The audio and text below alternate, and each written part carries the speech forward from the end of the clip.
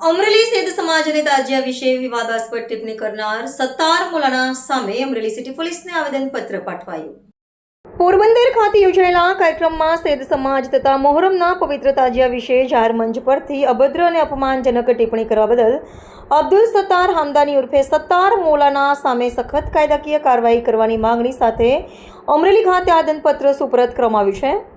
સૈયદ સમાજ અને ધાર્મિક આસ્થાનું અપમાન કરનાર વક્તાર સત્તાર મૌલાના સામે કડક પગલાં લેવા માટે અમરેલી ખાતે તંત્રને આવેદનપત્ર સોંપવામાં આવ્યું હતું. આરોપી દ્વારા મંચ પરથી સૈયદ જ્ઞાતિ વિશે હલકી કક્ષાના શબ્દોને તાજિયા તથા શ્રદ્ધાળુઓ વિશે અત્યંત નિર્લજ્જ અને અભદ્ર ભાષાનો પ્રયોગ કરવામાં આવ્યો હતો.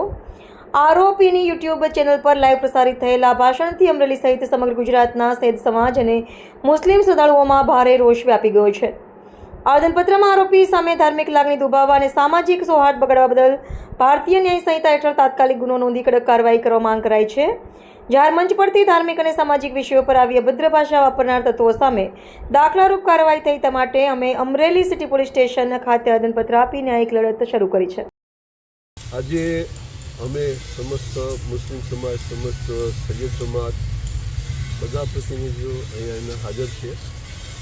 એ પોરબંદરની અંદર થોડા દિવસો પહેલાં એક પ્રોગ્રામ થયેલો, તેની અંદર સત્તાર મૌલાના અને એક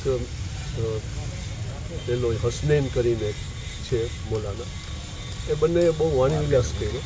ખાસ કરીને જે સૈયદ જમાત જે છે એના માટે કુરાનમાં પણ આવ્યું છે કે એનું માનપાન જાળવું. એના માટે બહુ હલકી કક્ષાના જે આપણે સાંભળી ન શકીએ એવા શબ્દો એણે વાપર્યા અને આ રીતે સમાજની અંદર વિભાજન થાય એવી એણે આ બધી પ્રવૃત્તિ કરી છે.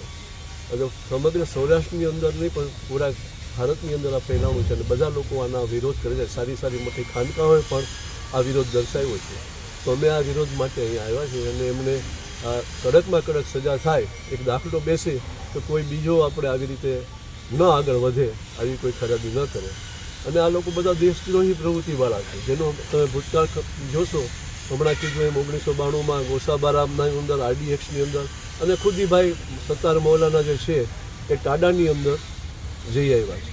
એટલે આવી કટ્ટરવાદી વિચારસરણીને ઉગતા ડામીએ અને જે મુસ્લિમ કોમને આવા જે સમજો કે 0.5% લોકો જે દાગ લગાડે છે તો એ દાગ ન લાગે એના માટે અમારી ખાસ રાજ્યને પોલીસ ખાતાને પણ વિનંતી હતી કે એક દાખલો બેસાડી કડકમાં કડક સજા થાય એવા કાગળો તૈયાર કરી અને અમને એક સંતોષ આપે, અમારા દિલને શાંતિ.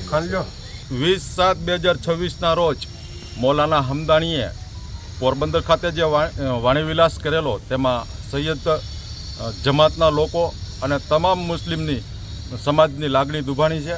તે અનુસંધાને અમે તમામ મુસ્લિમ સમાજ, સૈયદ જમાતના આગેવાનો, મુસ્લિમ સમાજના આગેવાનો બધા આજરોજ અમરેલી સિટી પોલીસ સ્ટેશનમાં હામદાણી વિરુદ્ધ એક ફરિયાદ દાખલ કરવા આવેલા છે. અને ફરિયાદ વહેલી તકે ફરિયાદ થાય એના માટે અમે સાહેબને રૂબરૂ મળી અને સાહેબને વાત કરી કે આ માણસ સામે સખતમાં સખત કાયદાકીય ગમે એટલા વધુ મજબૂત પગલાં લેવાય એના માટે અમે સાહેબને રજૂઆત કરી અને સાહેબે અમારી રજૂઆત સાંભળી અમને આશ્વાસન આપ્યું કે અમે વહેલી તકે આની સામે કડકમાં કડક પગલાં લેશું.